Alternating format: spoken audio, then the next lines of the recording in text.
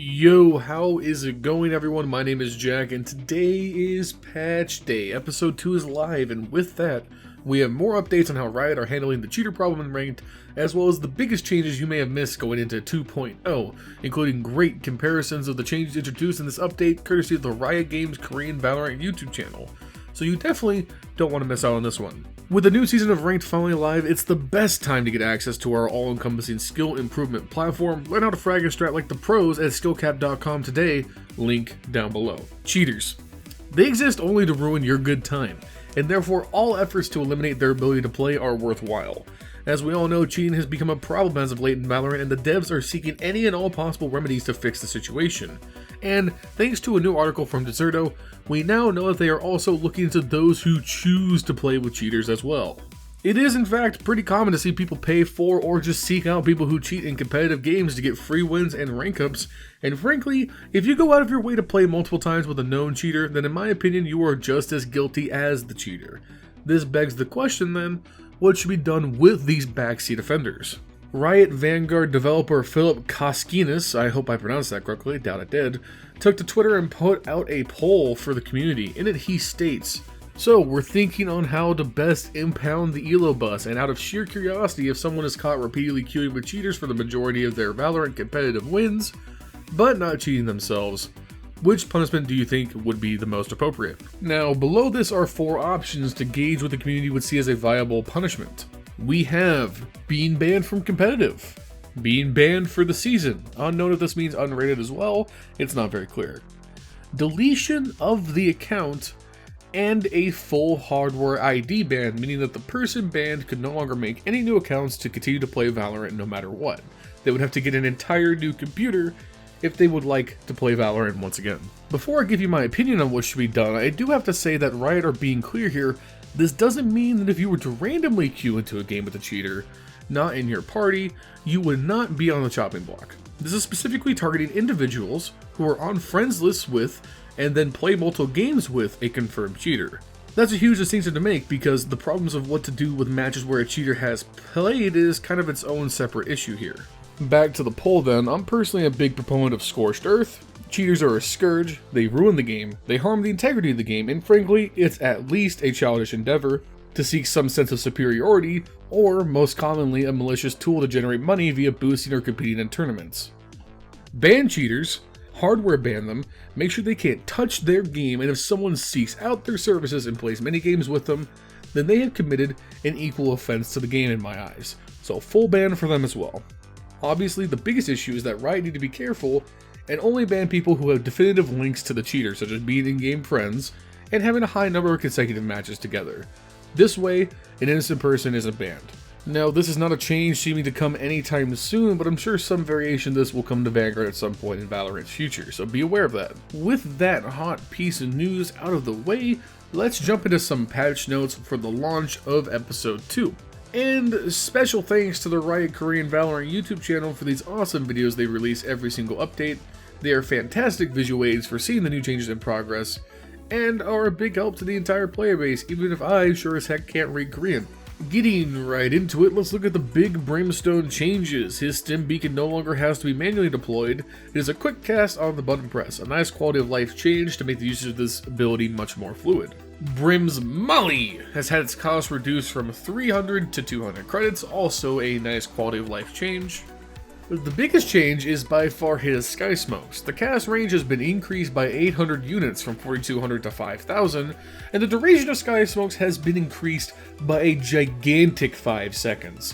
This alone may make Brim a huge pick on execute heavy maps like Ascent, because this newfound duration is crazy for the amount of coverage Brim can get on a site. Really excited to see how this plays out in real scenarios, by the way. This sounds amazing.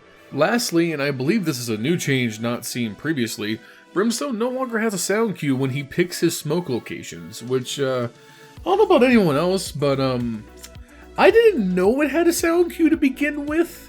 That's a crazy thing to have a sound cue for, and it seems needlessly punishing, and I'm glad it's gone. Did you guys know about this? Let me know in the comments down below, because I played a lot of Brimstone in the beta through launch, pretty much up until Omen became the best controller, and I did not know that. Moving onward, we of course got our resident Reaper OC Omen finally on the chopping block. His reign of terror has been long and uninterrupted, but starting today in episode 2, I do believe he will no longer be the only viable controller. Not only because of the Brim buffs, but because of the Omen nerfs. Paranoia was very smartly nerfed by not changing how the ability works, but simply doubling its cost to 400 credits from 200. This is a huge, and I think perfect way to handle this, as for me personally, I don't like to directly nerf how abilities work when they are considered strong or overpowered. I would rather see if simple tweaks like costs or cooldowns can achieve balance first before seeking harsher remedies, and we got that here. This now makes Omen more equal in terms of investment for full kits compared to other agents, which I think is a nice change.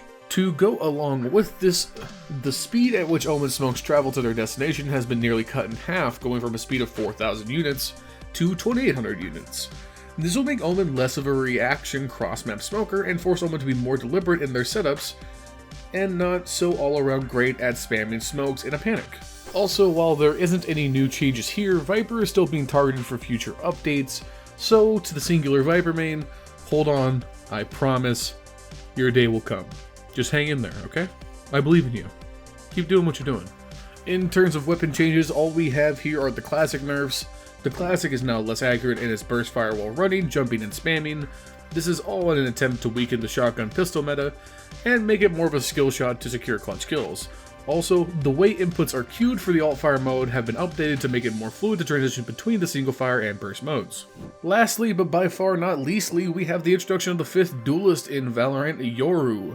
Yoru is a Japanese agent who specializes in deception and aggressive play to confuse and cull the enemy. Let's briefly go over his ability suite and see some in-game examples. His Q is Blindside, which is the most CS-style flash ability in Valorant. It's tossed in a simple arc, and needs to bounce off a hard surface before it flashes. If it's just thrown into the ether, it will not pop. This is designed to create the innovative pop flash setup seen in other competitive games, and have more versatility in its usage compared to other flash abilities like Breacher Sky. His E is an innovative teleport ability called Gate Crash. When you hit E, you can use your main fire button to launch it ahead of you. It will track forward at a decent speed for the duration of the ability, and when you hit E again, you will be teleported to it after a short animation. Alternatively, you can alt-fire to set the gate at your feet and leave it for an emergency fallback while scouting forward. All in all, this ability has huge outplay potential, and I'm curious to see what cool montage moments people do with this as we play more with Yoru. Can't wait to look at that on Reddit. Yoru's C ability is Fake Out. Like a Gate Crash, this ability can be fired to send it forward of where you are looking, or alt-fired to leave in place and activate later using the ability key. When activated, Fake Out sends a trail of fake footsteps to mess with enemy audio cues.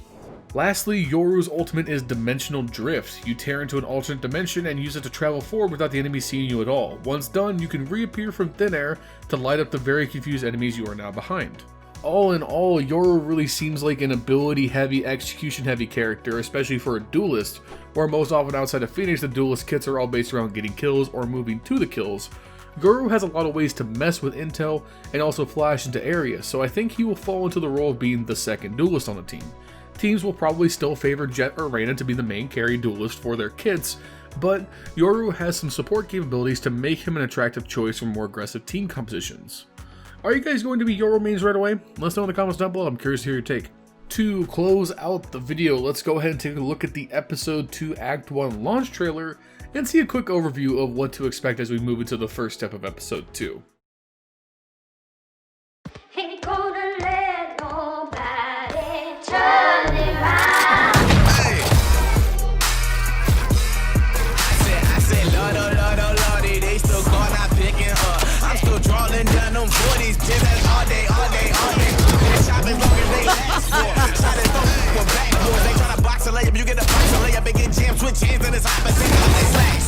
Jillian Jacks, Pavilions and Philly, you still need to work. ABM, Shane Pop, Napier, Stain Glock. 10 years and 2 11s on Devin and Talk, I'm around at the ain't got. 1 AM, Wayne Block. 2 AM, same spot. 3 AM, was a no days with a name tag, but they call as you want. Blinding.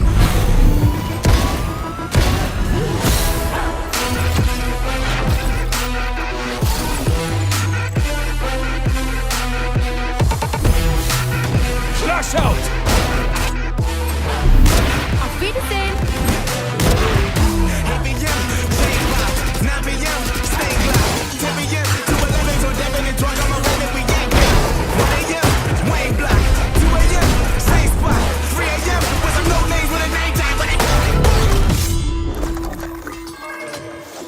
shout outs to the good people at Riot who picked their music for their trailers, man, because every time it's a certified bop. And if you want to bop all the enemy gamers as you blitz those placements, then head to SkillCapped.com today to get access to the tools you need to become the best player you can. Get the rank you want at SkillCapped.com, link down below. And that's all we have for today. I wish all of you the best of luck on your placements in episode 2, and may the new rank system treat y'all well. Let us know what you were looking forward to trying first in the comments down below. While you are down there, make sure to like the video and subscribe as well for more premium content like this, with one goal in mind: helping you become a better player. We here at SkillCapped would like to thank you for watching, and we will see you in the next one. Peace.